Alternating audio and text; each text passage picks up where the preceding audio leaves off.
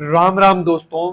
जैसे कि आपको पता ही है, आयुष ऑफिसर 2025 का रिजल्ट जारी हो चुका है और उसके बारे में हमने अलग अलग वीडियो बनाकर स्क्रूटनी फॉर्म कैसे भरना है, क्या क्या डॉक्यूमेंट चाहिए और भी जो भी न्यूज़ थी डॉक्यूमेंट्स के बारे में या आपके जो क्वेश्चन थे उनके बारे में हमने वीडियो बनाकर आपको सूचना दे दी है। अभी वर्तमान में सीट डिवाइडेशन को लेकर एक मुद्दा चल रहा है और विवाद भी चल रहा है। काफी संशय है, विद्यार्थियों के मन में डर का माहौल भी है कि ऐसा होगा या नहीं और इसके क्या रूल होते हैं, क्या अब भी सीट डिवाइड हो सकती है। इसके बारे में मैं आपको इस वीडियो में पूरी जानकारी देने वाला हूं। वीडियो आपको बिल्कुल भी स्किप नहीं करना है। चलिए मैं आपको इसके बारे में पॉइंट टू पॉइंट बताता हूं। सबसे पहले बात करें कि किसी भी भर्ती में जो रूल नोटिफिकेशन में होते हैं वही रहते हैं।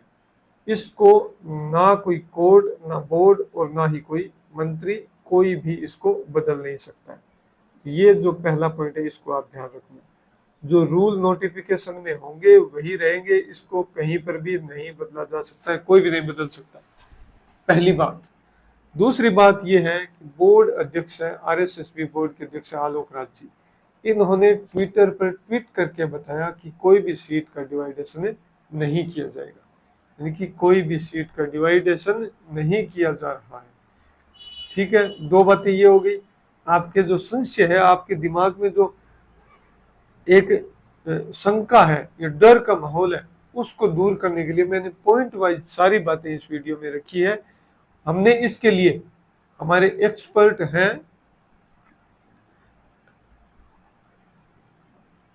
डॉक्टर शिवराण सर, उनसे हमने बात की, उनसे हमने फीडबैक लिया है, उनसे हमने पूरी जानकारी इकट्ठा की है और उनके सोर्स बहुत मजबूत है। सर के, शिवराण सर के सोर्स हैं वो काफी मजबूत हैं, तो उनसे हमने पूरी जानकारी ली है। उसके बाद में ही उनके आग्रह पर मैं ये वीडियो बना रहा हूँ। तो इसमें कोई भी मैंने मेरी तरफ से कुछ भी ऐड नहीं किया है, सारी ऑथेंटिक न्यूज है, ऑथेंटिक सोर्स के माध्यम से आपको सब कुछ बताया जा रहा है। पॉइंट वाइज बता रहा हूँ आपके संशय को समाप्त करने के लिए। किसी भी भर्ती में जो रूल है ना, वो नोटिफिकेशन जारी होते हैं उसमें रूल क्लियर होते हैं और उन रूल्स को कोई भी चेंज नहीं कर सकता। फर्स्ट बात ये होगी। सेकंड बात ये है कि बोर्ड अध्यक्ष हैं आलोक राज जी, आरएसएसबी बोर्ड अध्यक्ष आलोक राज जी हैं। उन्होंने भी ट्वीट करके बात बताई कि कोई भी सीटों का डिवाइडेशन नहीं किया जाएगा। फिर तीसरा पॉइंट ये है कि इसी मंगलवार को आयुर्वेदिक और होम्योपैथी के स्टूडेंट्स एनएचएम एमडी से मिले। इसी मंगलवार को आयुर्वेदिक और होम्योपैथी के स्टूडेंट्स किससे मिले? एनएचएम एमडी से मिले और उन्होंने भी इस बात की पुष्टि की कि कोई भी सीट डिवाइड अब नहीं किया जाएगा, यह नोटिफिकेशन की अवहेलना होगी। तीन बातें क्लियर होगी। चौथी बात है, कुछ स्टूडेंट्स का डर है कि यह भर्ती रद्द ना हो जाए। तो मैं आपको बता दूं कि भर्ती रद्द करना इतना आसान नहीं होता है।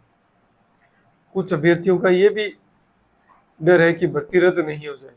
तो यह डर इसलिए है क्योंकि अभी हाल ही में एसआई की भर्ती रद्द हुई है और उसमें और इस भर्ती में बहुत डिफरेंस है, बहुत बड़ा डिफरेंस है। तो भर्ती रद्द होने की तो बात ही नहीं है, क्योंकि उसमें पेपर आउट का केस था और वो भी बहुत बड़े पैमाने पर। तो इसमें ऐसा कुछ भी नहीं है। इसमें कुछ टेक्निकल इश्यूज आ रहे हैं, उनको सुलझा लिया जाएगा।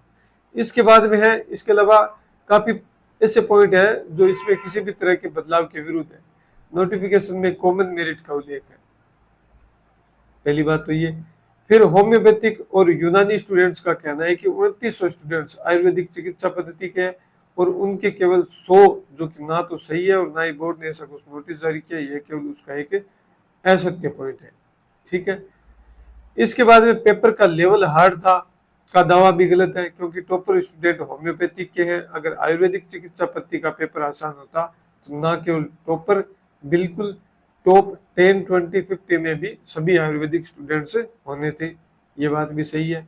इसके अलावा अगर डॉक्यूमेंट वेरिफिकेशन की बात की जाए तो इसके अगले सप्ताह नोटिफिकेशन आने की संभावना है, डॉक्यूमेंट वेरिफिकेशन के बारे में। तो ये हमने बात की है सीट डिवाइडेशन को लेकर। जो आपके मन में संशय था वो मैंने इस वीडियो में आपके संशय को दूर करने की कोशिश की है। और एक और संशय चल रहा है मेरिट का, कि कट ऑफ कितनी रह सकती है। तो कट ऑफ की बात करें तो कट ऑफ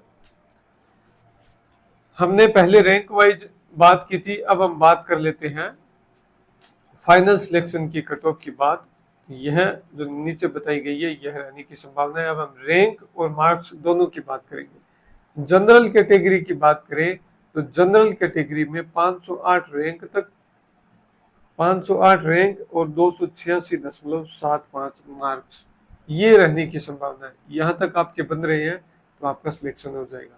ओबीसी कैटेगरी में 1100 रैंक और 268 नंबर, 1100 रैंक और 268 नंबर तक जिसके हैं उनका सिलेक्शन हो जाएगा। इसके बाद में हम बात करें ईडब्ल्यूएस की, तो ईडब्ल्यूएस में जिसकी 1500 रैंक तक आ रही है और 257.41 जिसके नंबर बन रहे हैं उनका सिलेक्शन हो जाएगा। एमबीसी में 3000 रैंक और 218.26 नंबर तक सिलेक्शन होने की संभावना है। इसके बाद में हम बात करें एसटी कैटेगरी की, तो एसटी कैटेगरी में 3100 रैंक है जिनकी और 215.68 जिसके मार्क्स बन रहे हैं उनके सिलेक्शन होने की संभावना है। और एससी कैटेगरी में 2200 रैंक और 240.20 नंबर जिनके हैं उनकी सिलेक्शन होने की संभावना है। और टीएसपी कैटेगरी में जो जिसके नंबर जिन्होंने एग्जाम दिया है और जो क्वालिफाई क्राइटेरिया है वो पूरा कर रहा है उसके सिलेक्शन हो जाएंगे। तो ये सारी न्यूज है सीट डिवाइडेशन को लेकर, ठीक है। और भी जो भी कोई पॉइंट है उनको लेकर भी हमने चर्चा कर ली है। इसके अलावा हमने कट ऑफ की भी चर्चा कर ली है, तो ये कट ऑफ रहने की संभावना है। और कोई अपडेट होगी डॉक्यूमेंट वेरिफिकेशन के बारे में और या भर्ती से संबंधित कोई अन्य न्यूज होगी तो मैं आपके लिए एक वीडियो बना दूंगा। वीडियो देखने के लिए धन्यवाद। चैनल को आप जरूर सब्सक्राइब कर ले, अपने दोस्तों के साथ शेयर कर दे, वीडियो को लाइक कर दे।